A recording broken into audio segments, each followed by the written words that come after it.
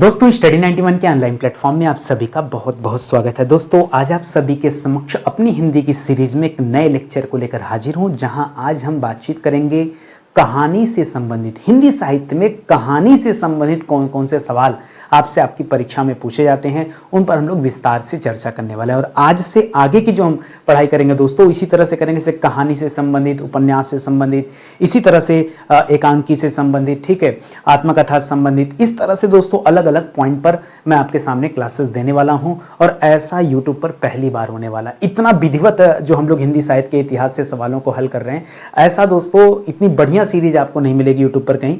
हम लोगों ने दोस्तों पढ़ना आरंभ किया था, एक बार मैं आपको याद दिला दूं, हम लोगों ने हिंदी साहित्य के पहले बारे में बातचीत किया। उसके बाद हिंदी साहित्य में जो अलग अलग चार खंड आप देखते हैं, जिसमें आप क्या पढ़ते हैं, वीर गाथा काल, आदि काल पढ़ते हैं, फिर भक्ति काल पढ़ते हैं, फिर रीति काल पढ़ते हैं, फिर आधुनिक काल पढ़ते हैं। तो पहले इन चारों से संबंधित हम लोगों ने सवाल अटेंड किया।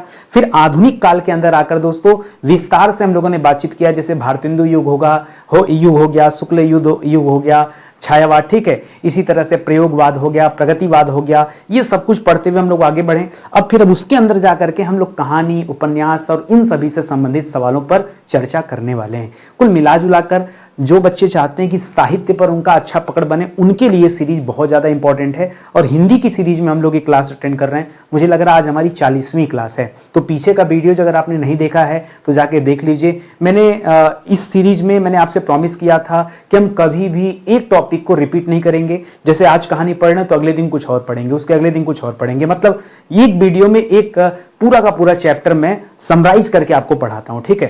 तो इस वीडियो सीरीज से आप जरूर जुड़िएगा, आपको फायदा मिलेगा, ठीक है। हमारे कोर्सेज भी आ चुके हैं दोस्तों, जो आप जानते हैं। स्टडी 91 ऑफिशियल नाम से हमारा एप्लीकेशन है, सारे कोर्सेज इसी पर मिल जाएंगे। हिंदी का बैच वैसे भी हमारा सुपर सेलिंग है, आप तो अच्छे से जानते हैं। इसके अलावा मैं चाहूंगा कि एक बार आप हिस्ट्री और पॉलिटी के बैच को ज्वाइन करके देखें।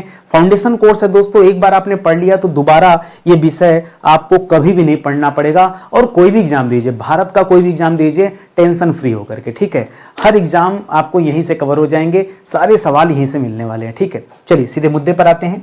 पहला सवाल ये आपकी स्क्रीन पर है, करा आधुनिक हिंदी कहानी का प्रथम कहानीकार किसे माना जाता है। ये सवाल परीक्षा में आता है कि आधुनिक हिंदी, ध्यान दीजिएगा, जब ये पूछे आपसे आधुनिक हिंदी का प्रथम कहानीकार, पहला कहानीकार दोस्तों किसे माना जाता है, तो याद रखिएगा मुंशी प्रेमचंद जी। इनको नहीं कहा जाता, इनको तो कथा सम्राट कहा जाता है, ठीक है, उपन्यास सम्राट कहा जाता है, कथा भी नहीं। इनको क्या कहा जाता है, उपन्यास सम्राट। इनका नाम था धनपत राय, ठीक है।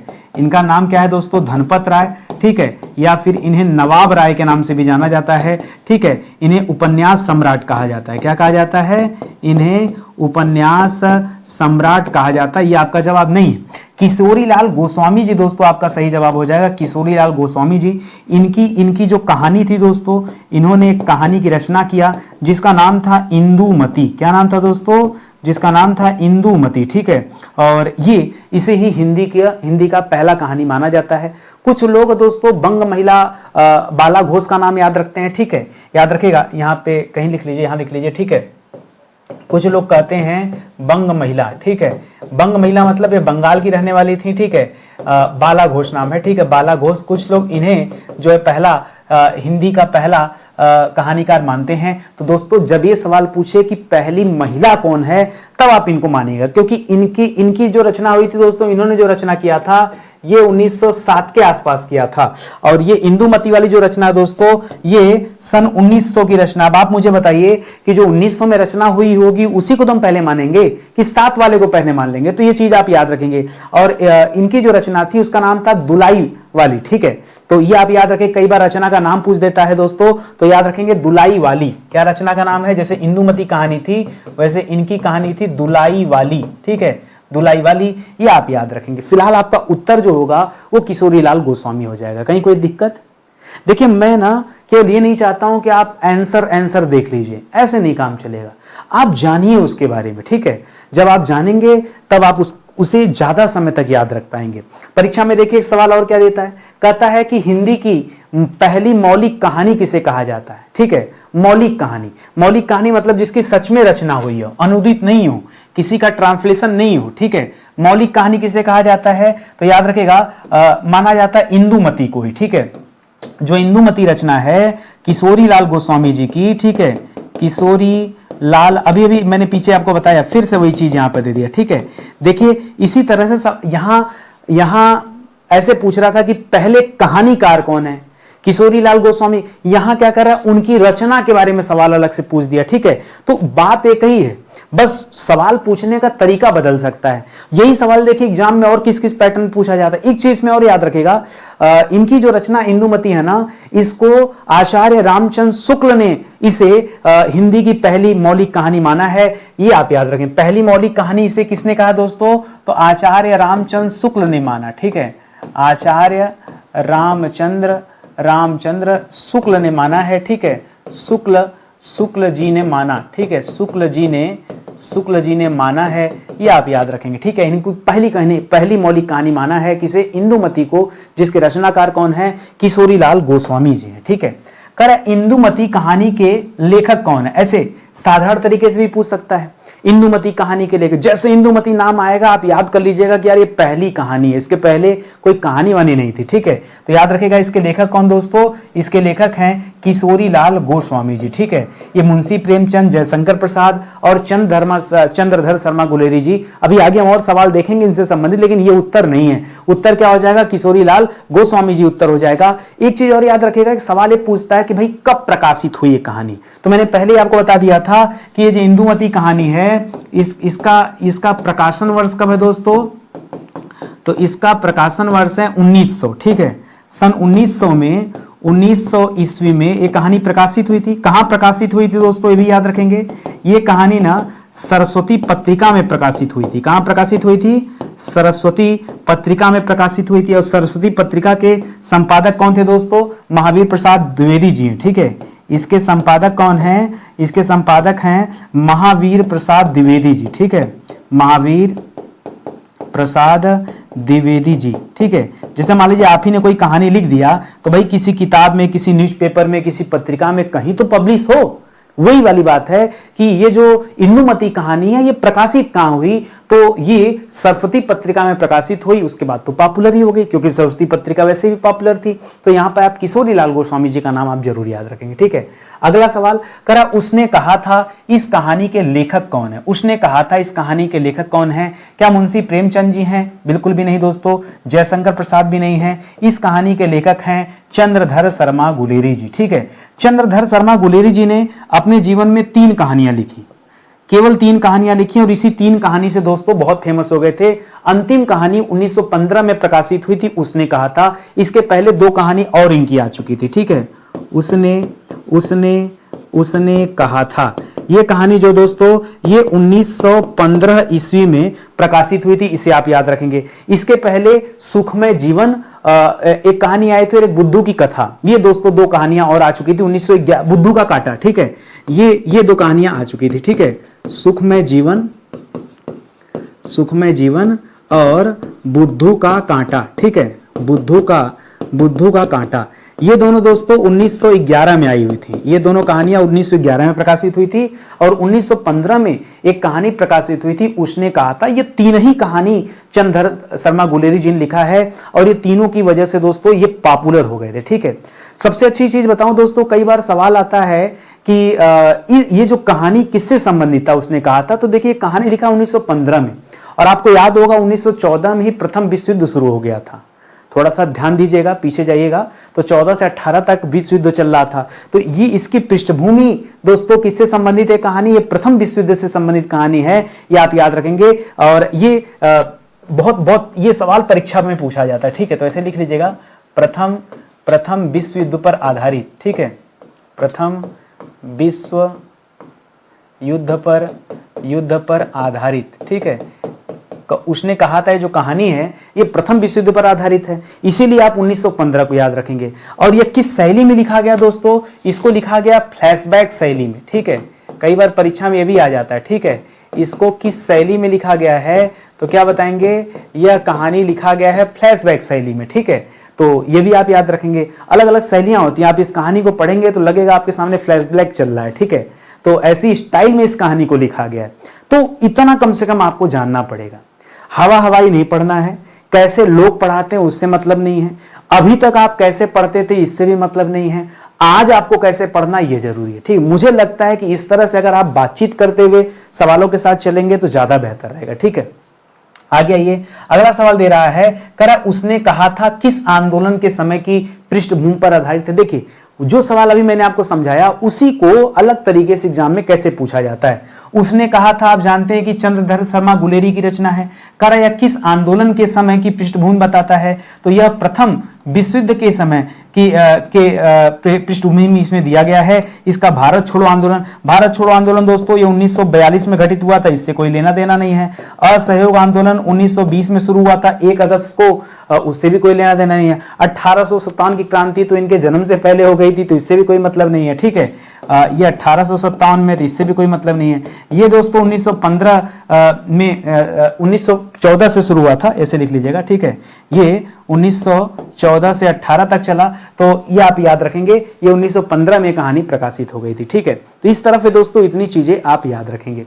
और आगे बढ़ते हैं। करा पंच परमेश्वर, पंच परमेश्वर कहानी के लेखक कौन दोस्तों, तो पंच परमेश्वर ये मुंशी प्रेमचंद जी की रचना है। जैनेन्द्र कुमार अज्ञेय और यशपाल नहीं दोस्तों, मुंशी प्रेमचंद जी की रचना का नाम है पंच परमेश्वर, ये आप याद रखेंगे। ठीक है, पंच परमेश्वर। अच्छा, उसने कहा था दोस्तों ये किस में प्रकाशित हुआ था, यह भी याद रखेगा सरस्वती पत्रिका में ही प्रकाशित हुआ था। ठीक है, यह भी सरस्वती पत्रिका में ही प्रकाशित हुआ था। पीछे वाला जो इंदुमती था वो भी सरस्वती पत्रिका में प्रकाशित हुआ है, और यह उसने कहा था चंद्रधर शर्मा गुलेरी की जो रचना है यह भी सरस्वती पत्रिका में ही प्रकाशित हुई थी। ये दोनों बातें आप याद रखेंगे, यहां सवाल पूछ लेता है। पंच परमेश्वर दोस्तों ये मुंशी प्रेमचंद जी की रचना है। कुछ और रचनाएं हैं प्रेमचंद जी की, जिसमें बड़े घर की बेटी, सौत, इन सब का भी नाम आता है। ठीक है, तो इसको भी लिख लीजिएगा दोस्तों। पंच परमेश्वर तो ही है, एक और इनकी रचना है बड़े घर की बेटी। ठीक है, बड़े घर की बेटी, एक और रचना है सौत। अच्छा, मैं एक चीज आपको बता दूं, आपको जान के हैरानी होगी, मुंशी प्रेमचंद जी का जन्म आपके बनारस में हुआ था, आप सभी जानते हैं। इनकी जो पहली कहानी थी ये हिंदी में थी ही नहीं, इनकी पहली कहानी उर्दू भाषा में प्रकाशित हुई थी। अगर मैं ये बात किसी बच्चे को बताऊंगा तो हैरान हो जाएगा, पहली बात तो उसे भरोसा ही नहीं होगा। ठीक है, तो याद रखिएगा, इनकी जो पहली कहानी थी, ठीक है, पहली कहानी, ठीक है, उर्दू में प्रकाशित। ठीक है, इनकी जो पहली कहानी थी वो किस भाषा में थी दोस्तों, वो उर्दू में थी। नाम क्या था दोस्तों, नाम था दुनिया के सबसे अनमोल रतन, उस कहानी का नाम था। ठीक है, इस कहानी का जो इन्होंने प्रकाशित किया, इस कहानी का नाम क्या था, ठीक है, दुनिया के सबसे अनमोल रतन। ठीक है, दुनिया के सबसे अनमोल रतन। ठीक है, ये पहली कहानी जरूर थी मुंशी प्रेमचंद जी की, लेकिन उर्दू में थी, इसको आप याद रखेंगे। ठीक है, तो ये थोड़ा सा आप देखिएगा ध्यान, क्योंकि जब ये पंच परमेश्वर अगर पूछता है तो लोगों को लगता है यार कि हिंदी वाली ही बात होगी, अभी उर्दू वाली बात अगर कभी दे दिया ना तो वहां पे बच्चा अगर पढ़ा नहीं होगा तो कंफ्यूज तो हो ही जाएगा। ठीक है, तो इस चीज को आप जरूर याद रखेंगे, ये बहुत अच्छा पॉइंट है यहाँ पर। ठीक है, अगले सवाल पर चला जाए। अगला सवाल दे रहा है ईदगाह। देखिए, कई बार क्या होता है ना, आपके परीक्षा में कहानी से जो सवाल आते हैं वो इस तरह से आते हैं, भाई कहानी किसने लिखा है तो ही है, एक कहानी का नाम दे दिया, उसके राइटर का नाम आपसे पूछ लेगा, या राइटर का नाम देकर के कहानी का नाम पूछ लेगा, ये तो सिंपल तरीका हो गया। दूसरा, वो कहानी प्रकाशित कहाँ हुई थी ये पूछ लेता है। तीसरा दोस्तों, उस कहानी के पात्र खूब पूछ लिए जाते हैं। अब जनरली क्या होता है, लड़का रट के बैठा होता है कौन सी कहानी किसकी है, लेकिन उससे पात्र नहीं पता होता है। जैसे देखिए कि यहाँ कहानी दे रहा है कि ईदगाह, ईदगाह कहानी जो दोस्तों, इस कहानी के मुख्य पात्र कौन है। ठीक है, ईदगाह कहानी के मुख्य पात्र कौन है। अब कौन बच्चा होता है जो पढ़ा होगा, ये बच्चा जानता है कि ईदगाह जो कहानी है ये मुंशी प्रेमचंद जी की कहानी है, ये तो कंफर्म है। ठीक है, ये जो ईदगाह रचना है किसकी रचना दोस्तों, ये मुंशी प्रेमचंद जी की रचना का नाम है ईदगाह, ये बच्चा जानता है। अगर इतना पूछा होता तब तो काम हो गया होता, लेकिन ये नहीं पूछा। अब जैसे दे दिया घीसू। ठीक है, घीसू, ये जो घीसू और माधव है दोस्तों, मुंशी प्रेमचंद जी की एक रचना है कफन। ठीक है, कफन, ये दोस्तों कफन की रचना के पात्र हैं। जब आप कफन पढ़ेंगे रचना, ठीक है, तो उसमें आपको दो पात्र मिलेंगे, घीसू और माधव। अब आप सोचेंगे नितिन सर आपको कैसे पता, याद करना पड़ेगा, इसको कोई तरीका नहीं है। ठीक है, तो घीसू माधव यहाँ पे है। ठीक है, याद रखिएगा, यहाँ पर हामिद जो दे रहा है किरदार, हामिद और उसकी दादी अमीना, ये जो किरदार हैं ये ईदगाह के किरदार हैं। मतलब ईदगाह के जो पात्र हैं उसमें हामिद का नाम आता है, हामिद की दादी अमीना का नाम आता है, हामिद भी याद रखिएगा, और कभी कभी अमीना नाम दे देता है। तो अमीना कौन थी दोस्तों? अमीना हामिद की दादी थी। ये दोनों पात्र दोस्तों जो हैं, हामिद और अमीना वाला पात्र, ये आपके ईदगाह से संबंधित है। घीसू और माधव वाला पात्र ये आपके कफन से संबंधित है। इसी तरह से हल्कू वाला पात्र जो है ये पूस की रात से संबंधित है। ठीक है, हल्कू वाला जो पार्ट है पूछता है कि हल्कू ये किस कहानी का पात्र था, तो क्या बताएंगे? ये पूस की रात एक कहानी है दोस्तों। ठीक है, पूस की रात उससे संबंधित है हल्कू। ठीक है, तो इसको भी याद रखेंगे। ठीक है, पूस की रात। कोई दिक्कत आपको? ठीक है, तो यहां पे आपका उत्तर क्या हो जाएगा? ऑप्शन नंबर सी हो जाएगा। थोड़ा सा और कठिन सवाल लीजिए, कह रहा है पूस की रात। पूस की रात कहानी के नायक कौन है दोस्तों? देखिए, पूस की रात ये भी किसकी रचना है? यह रचना भी मुंशी प्रेमचंद जी की है। ठीक है, तो मुंशी प्रेमचंद जी की, लेकिन आपसे पूछ रहा है कि इसके नायक कौन है, मतलब इसके मुख्य पात्र कौन है। देखिए, मैंने हामिद को बताया कि हामिद और अमीना, आपको नाम बिल्कुल नहीं भूलना है, हामिद और अमीना। अमीना दादी हैं हामिद की, और ये ईदगाह जो रचना है दोस्तों, ईदगाह, ठीक है, ये ईदगाह रचना के मुख्य पात्र हैं, इसे आप याद रखेंगे। ठीक है, बाकी घीसू जो दोस्तों, घीसू के साथ मैंने माधव को बताया था। ठीक है, घीसू और माधव, ठीक है, ये दोनों जो हैं ये किसके पात्र हैं? ये एक रचना है कफन, ये कफन वाली रचना के पात्र हैं। ठीक है, इसी तरह से जुम्मन और अलगू चौधरी का नाम सुना होगा, जुम्मन अलगू चौधरी का नाम सुना होगा। ये दोस्तों पंच परमेश्वर के पात्र हैं, पंच परमेश्वर में। ठीक है, जुम्मन और अलगू चौधरी, जुम्मन और अलगू चौधरी। ठीक है, ये जो पात्र हैं ये पंच परमेश्वर जो कहानी थी, ठीक है, पंच परमेश्वर एक गांव की कहानी है। ठीक है, तो याद रखिएगा ये उसके पात्र का नाम दिया है। यहां जो हल्कू दिया दोस्तों, ये पूस की रात में ये मुख्य पात्र मिल जाएगा हल्कू। ठीक है, हल्कू बहुत गरीब किसान रहता है। ठीक है, ये उसकी कहानी है। तो ये हल्कू जो दोस्तों ये पूस की रात से संबंधित है, इसे भी आप ध्यान देंगे। ठीक है, तो बहुत अच्छा सवाल है। इसके अलावा दोस्तों हामिद के 4 दोस्त भी थे, ये भी कभी कभी पूछ लेता है कि हामिद के 4 दोस्त कौन थे। वो अलग अलग थे, जैसे जिसमें भिस्ती का नाम आता है, मतलब नाम तो अलग अलग है, जैसे मोहसिन का नाम आता है, जो भिस्ती था, ठीक है, यानी पानी उनी भरने का काम करता था। इस तरह से इसके 3-4 दोस्त हैं, उसका भी किरदार आपसे पूछता रहता है। ठीक है, तो कभी कभी इतना डिटेल में जाके भी सवाल बनता रहता है। ठीक है, और देखिए अगला सवाल, करा कफन, कफन कहानी के पात्र कौन है? अलगू चौधरी। जुम्मन और अलगू चौधरी ये किसके पात्र थे दोस्तों? ये पंच परमेश्वर के पात्र हैं। ठीक है, पंच परमेश्वर जो इनकी रचना है ये उसके मुख्य पात्र हैं, तो ये तो जवाब होगा नहीं। घीसू माधव मैंने बताया था एक कफन के पात्र हैं। ठीक है, घीसू जीवन घिसते घिसते खत्म हो गया। ठीक है, चले गए फिर मरने के बाद माधव के पास। ठीक, ऐसे याद रखेगा कफन। हामिद और अमीना दोस्तों ये ईदगाह के किरदार हैं। ठीक है, ये ईदगाह जो रचना है उसके किरदार हैं। हल्कू और मुन्नी, ठीक है, हल्कू और मुन्नी, हल्कू के साथ मुन्नी को भी जोड़ दीजिएगा। पूस की रात, ठीक है, पूस की रात, ठीक है, पूस की रात के किरदार हैं। ठीक है, तो ये दोस्तों आपको एक एक लाइन याद रखना पड़ेगा। ऐसे भी सवाल बनते हैं जब आप कहानी वाले चैप्टर में आते हैं। तो ठीक है, आप अगर टीजीटी पीजीटी की परीक्षा देते होंगे, नेट जेआरएफ की परीक्षा देते होंगे, तो वहां इसी तरीके से सवाल बनते रहते हैं, या बहुत बड़े स्तर पे जब एग्जाम होता है तब ऐसे सवाल बनते हैं, इतना डिटेल में जाकर के। ठीक है, करा बड़े घर की बेटी कहानी के लेखक कौन है दोस्तों? ठीक है, बड़े घर की बेटी, ये मैंने पहले ही बता दिया था। बड़े घर की बेटी ये मुंशी प्रेमचंद जी की रचना है। ठीक है, मुंशी प्रेमचंद जी की रचना में मैंने बड़े घर की बेटी को बताया था। ठीक है, आपसे कहा था सौत को आप याद रखेंगे, सौत। ठीक है, और भी बहुत सारी रचनाएं, अभी तो आपने कफन पढ़ लिया, ठीक है, गोदान पढ़ लिया, गबन पढ़ लिया, ये सब उपन्यास हैं फिलहाल। ठीक है, गोदान, गबन, कर्मभूमि, रंगभूमि, ठीक है, कर्मभूमि, ठीक है, रंगभूमि, सेवा सदन, ठीक है, सेवा सदन, ये सब किसकी रचना दोस्तों? सेवा सदन। ठीक है, सेवा सदन, ये सब इन्हीं की रचना है। मंगल सूत्र याद रखेंगे, परीक्षा में सवाल आता है। मंगल सूत्र इनकी अधूरी रचना थी। ठीक है, जिसे इनके पुत्र ने पूरा किया है। ठीक है, यह शुरू तो किया था इन्होंने लिखना, लेकिन ये रचना दोस्तों अधूरी रह गई थी। ये भी चीजें आप याद रखेंगे। तो यहाँ पर ऑप्शन नंबर 1 फिलहाल क्या हो जाएगा? बिल्कुल सही जवाब हो जाएगा। इतना स्तर अगर आपका मजबूत है तब समझिए कि तैयारी आपकी बेहतर है। ठीक है, पढ़ना सीखिए। आप इसी तरह से पढ़ेंगे, जितना ज़्यादा अच्छा रहेगा उतना बढ़िया रहेगा आपके लिए, ठीक है।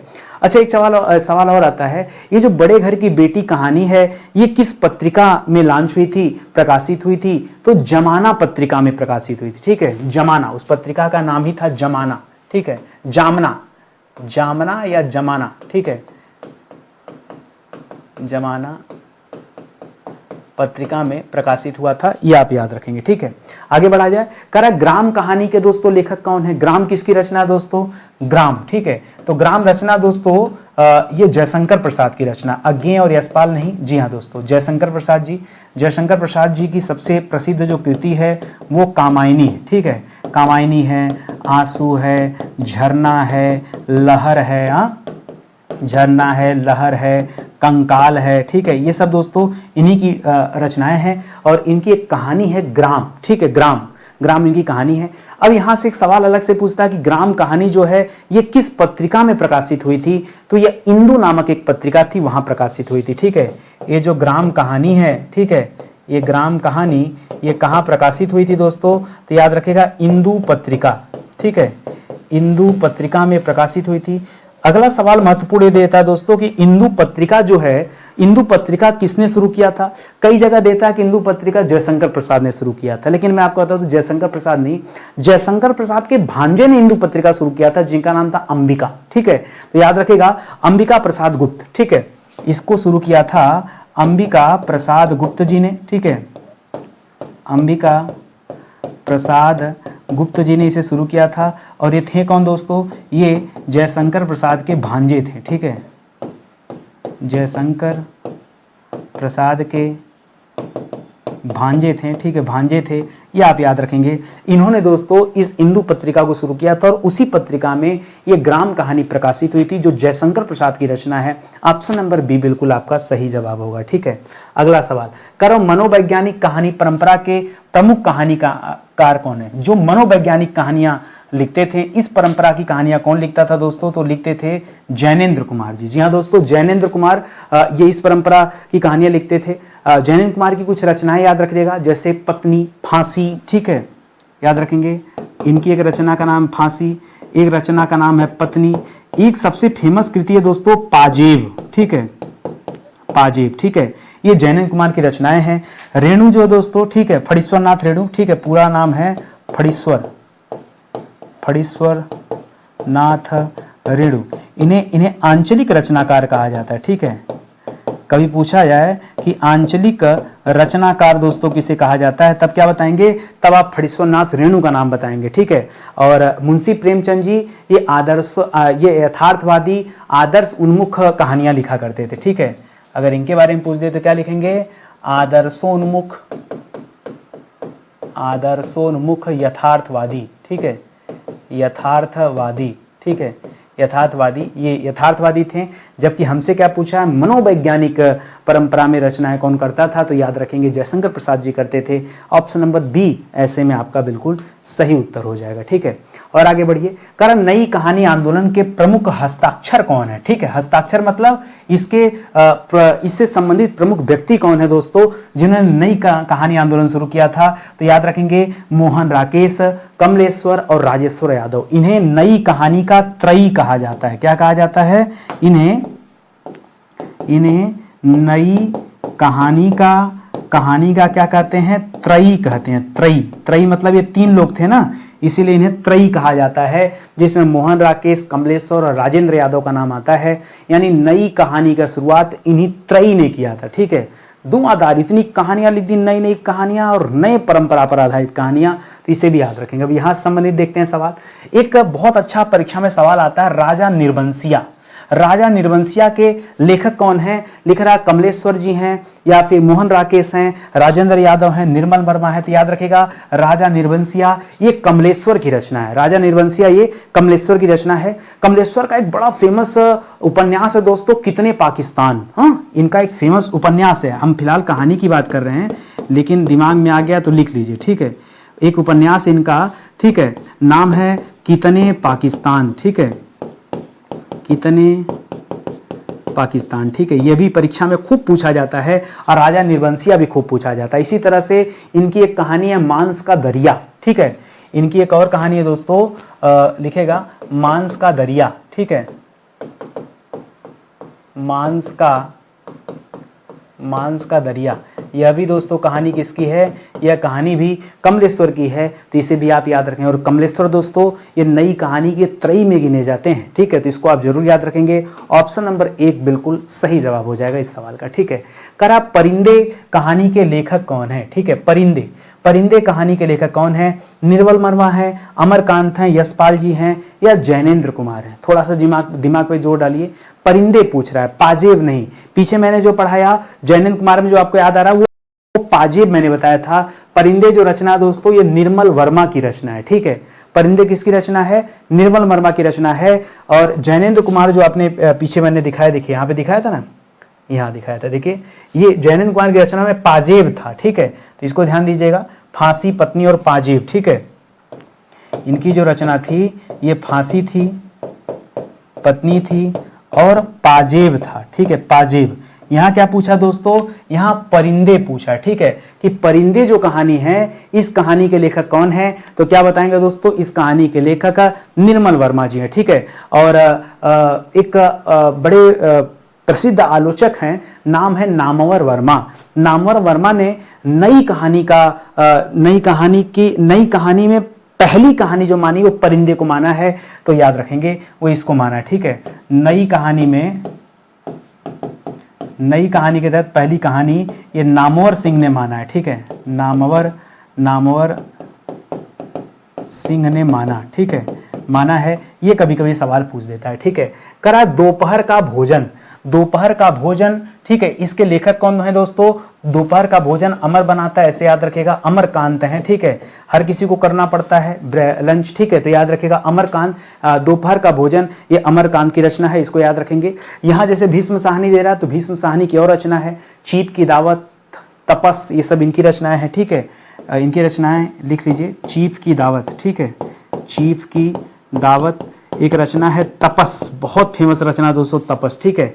कमलेश्वर की अभी पीछे मैंने आपको कमलेश्वर की प्रमुख रचना के बारे में बताया था कि कमलेश्वर ने लिखा हुआ राजा निर्वंशिया और मांस का दरिया, ठीक है, राजा निर्वंशिया, मांस का दरिया, कितने पाकिस्तान, ये सब इनकी रचनाएं हैं। फणीश्वर नाथ रेणु ने क्या लिखा भैया? फणीश्वर नाथ रेणु, ठीक है, पीछे एकदम स्टार्टिंग बताया था फणीश्वर नाथ रेणु आंचलिक रचनाकार है। मैला आंचल इनकी सबसे फेमस कृति है, तो मैला आंचल लिख लीजिएगा, तीसरी कसम लिख लीजिएगा, ठीक है, मैला आंचल प्लस तीसरी कसम, ठीक है। ये फणीश्वर नाथ रेणु की रचनाएं हैं, तो इसको भी आप याद रखेंगे, ठीक है। समझ में आ गया ना? देखिए ऑप्शन में आया है तो 2-2 4-4 लाइन पढ़ लेते हैं, ठीक है, थोड़ा सा रिकॉल हो जाएगा, अच्छा रहेगा हमारे लिए। चीप की दावत कहानी के लेखक कौन है? ठीक है, तो बता तो दिया कि भीष्म साहनी है। भीष्म साहनी के बारे में पढ़ रहे हैं तो कम से कम इनकी 2 रचनाएं आपको एकदम रटी होनी चाहिए, ठीक है, जो सबसे ज्यादा परीक्षा में पूछी जाती हैं। एक तो चीप की दावत पूछी जाती है, दूसरी रचना है दोस्तों तपस, ठीक है। ये 2 रचनाएं कम से कम पूछी जाती है। निर्मल वर्मा की रचनाएं तो दोस्तों रचनाएं में परिंदे, ठीक है, परिंदे सबसे ज्यादा फेमस है, ये आप याद रखेंगे, ठीक है। और अमरकांत ने लिखा था दोपहर का भोजन, ठीक है, दोपहर का भोजन, ठीक है। कम से कम जो पीछे पढ़ा उसे तो मत भूलिए, दोपहर का भोजन ये अमरकांत की रचना हो जाएगी, इसे आप याद रखेंगे। तो भीष्म साहनी की ये 2 रचनाएं दोस्तों और याद रखेगा, और भी याद रख सकते हैं, जैसे एक रचना इनकी है भाग्य रेखा, ठीक है, ये इन्हीं की रचना दोस्तों भाग्य रेखा। एक है भटकती राख, ठीक है, भटकती राख, और एक मैंने बताया भाग्य रेखा, ठीक है, भाग्य रेखा, ठीक है, इन्हीं की रचना है। बहुत रचनाएं हैं, लेकिन चीप की दावत, तपस, ये 2 एकदम नहीं भूलना है, सबसे ज्यादा सवाल इन्हीं दोनों से आते हैं, ठीक है, इसीलिए आपसे कह रहा हूं। करा ठेस के लेखक कौन है दोस्तों? देखिए भूल गया था बताना, फणीश्वर नाथ रेणु। फणीश्वर नाथ रेणु में हमने आपको मैला आंचल बताया था, ठीक है, मैला आंचल बताया था, तीसरी कलम बताया था, ठीक है, तीसरी कसम, कलम नहीं, तीसरी कसम बताया था। और आज आप ये ठेस भी लिख लीजिए, ठीक है, ठेस भी इन्हीं की रचना है। ये प्रेमचंद, जैनेन्द्र कुमार और कमलेश्वर दोस्तों यहाँ पर गलत जवाब हो जाएगा, ठीक है, इसको नहीं चूज कीजिएगा। नई कहानी आंदोलन का आरंभ कब से माना जाता है दोस्तों? कह रहा है नई कहानी आंदोलन दोस्तों कब से शुरू हुआ था, ठीक है, जिसमें राजेंद्र यादव, मोहन राकेश, इन लोगों के बारे में आपने पढ़ा था, जिन्हें हम त्रयी कहते हैं, नई कहानी का त्रयी कहा जाता है। तो ये कब से आरंभ हुआ था? 1950 के दशक से आरंभ हुआ था। एक्चुअली जो टाइम पीरियड था वो था 1955-56 माना जाता है, ठीक है, जो एक्यूरेट टाइम है वो क्या माना जाता है? 1955-56 ईस्वी माना जाता है। तो उस आधार पे जो दशक हो जाएगा 1950 का दशक मतलब 10 साल का समय, ठीक है। तो 50 से 60 के बीच में ये नई कहानी का उदय हुआ था, ये आप याद रखेंगे। करा कहानी आंदोलन का संबंध किससे? देखिए ध्यान दीजिएगा, कहानी लिखता तो ठीक है, लिख रहा कहानी, क्या लिख रहा दोस्तों? यहां ध्यान दीजिएगा, क्या लिखा हुआ दोस्तों? कहानी। तो कहानी आंदोलन जो है दोस्तों ये कहानी के विरुद्ध शुरू की गई एक आंदोलन था, कहानी के विरुद्ध। तो इसका संबंध भी किससे है? कविता से तो हो नहीं जाएगा। जब कहानी को कहानी के विरुद्ध रखा गया है तो संबंध भी किससे होगा? कहानी से होगा। हाँ, एक चीज याद रखेगा, ये कहानी आंदोलन ये फ्रांस के एंटी स्टोरी मूवमेंट से प्रेरित था, ठीक है, लिखेगा फ्रांस के एंटी स्टोरी मूवमेंट से प्रेरित था, ठीक है, वहां से प्रेरित था। और ये भारत में कब शुरू होता है? 1960 के दशक में स्टार्ट होता है। 50 में तो दौर था कहानी का, 1950 का दशक, 1960 के दशक में दोस्तों ये शुरू होता है, ठीक है। और इस कहानी आंदोलन का प्रवर्तक किसे कहा जाता है? एक व्यक्ति थे गंगा प्रसाद विमल, ठीक है, वो उन्हीं ने आंदोलन ये छेड़ा था, ठीक है, गंगा प्रसाद विमल, ठीक है, गंगा प्रसाद विमल, ठीक है, उन्होंने ही दोस्तों आंदोलन छेड़ा था, ये आप याद रखेंगे। समझ में आ गया ना? तो कहानी के विरुद्ध दोस्तों ये कहानी आंदोलन स्टार्ट हुआ था, ठीक है, लेकिन संबंध कहानी से करिएगा क्योंकि बाकी से तो नहीं होगा, ठीक है।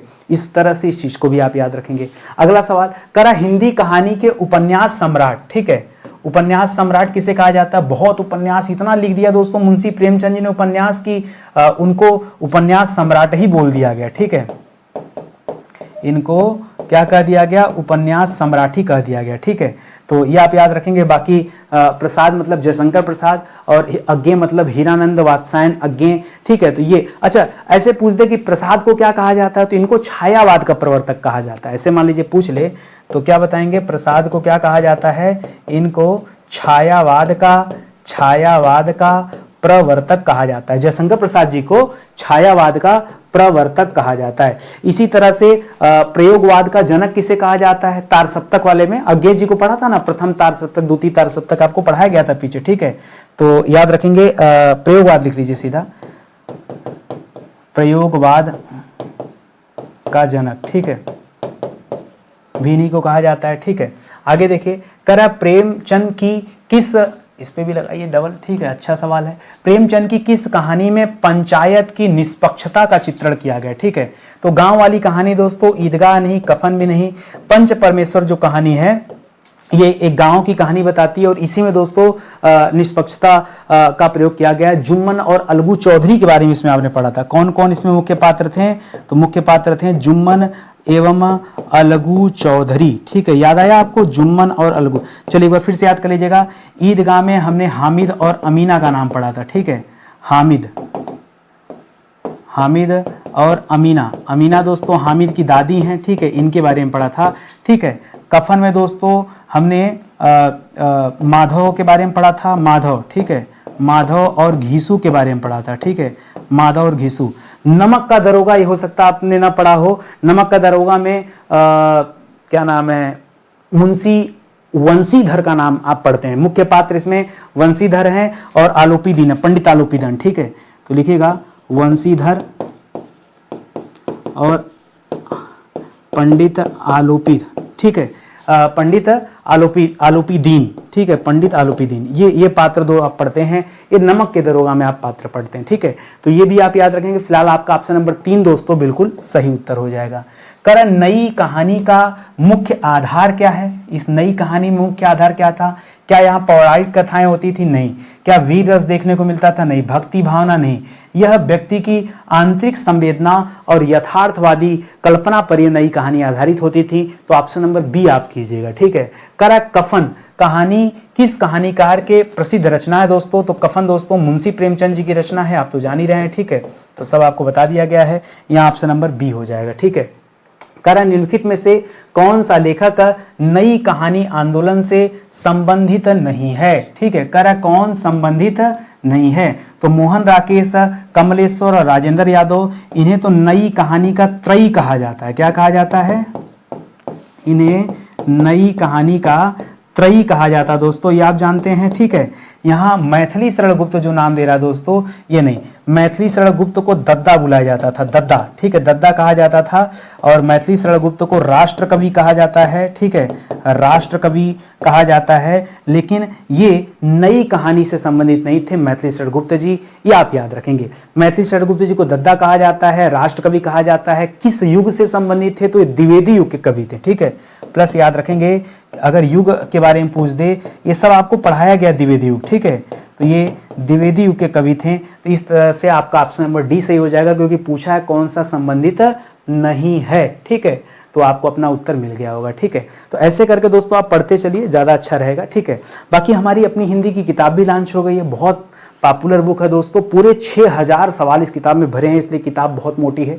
तो आप ऑर्डर कर लीजिए और आराम से आपके घर तक डिलीवर्ड हो जाएगी। और कोर्सेज दोस्तों एक बार भरोसा कीजिए यार, जो इंसान फ्री में इतना अच्छा पढ़ा सकता है, वो इंसान अपने पेड कोर्स के लिए कितना मेहनत करता होगा, ये तो आपको आने के बाद ही पता चलेगा। लेकिन ध्यान दीजिएगा, मेरे पास तभी आइएगा जब आप पढ़ने के इच्छुक होंगे, ठीक है। मन में लालसा हो कि नहीं मुझे पढ़ना है, ठीक है, शॉर्टकट नहीं, बहुत आराम। देखिए पढ़ाई का कोई शॉर्टकट नहीं होता है, अपने मन से ये बात निकाल दीजिए। आप लोगों को लगता है कि शॉर्ट्स देख करके 1-2 मिनट में पूरे वीडियो का मतलब पूरे चैप्टर का निचोड़ मिल जाएगा, ये सब बेकार की बातें हैं, भूल जाएंगे। आप हमेशा ट्रिक के पीछे पड़े होते हैं कि सर कितना ट्रिक, अरे ट्रिक को भी तो याद करना पड़ेगा। जब ट्रिक ही याद करना है तो हम चीजें याद कर लेंगे। अगर हमको ट्रिक ही याद करना रहेगा तो हम पढ़कर जो चीजें हैं सीधे सीधे वही याद कर लेंगे, और सब आसान होता है यार। जब तक आप प्रैक्टिस नहीं करेंगे और आप ढंग से पढ़ेंगे नहीं, तब तक कंफ्यूजन बना रहेगा। जिस दिन चीजें समझ में आने लगेंगी सब आसान हो जाएगा। आज देखो कितना आसानी से हम लोग ये चैप्टर हल किए, 25 सवाल आपके दिमाग में बैठ गया होगा, एक एक सवाल, ठीक है। कभी भी आप क्वेश्चन आंसर टिक करेंगे तो आपको अपने आप जो है सारे सवाल हल होंगे, ठीक है। चलिए मिलते हैं दोस्तों अगले लेक्चर में, तब तक के लिए बहुत बहुत धन्यवाद आप सभी का। जय हिंद, जय Bharat, thank you so much.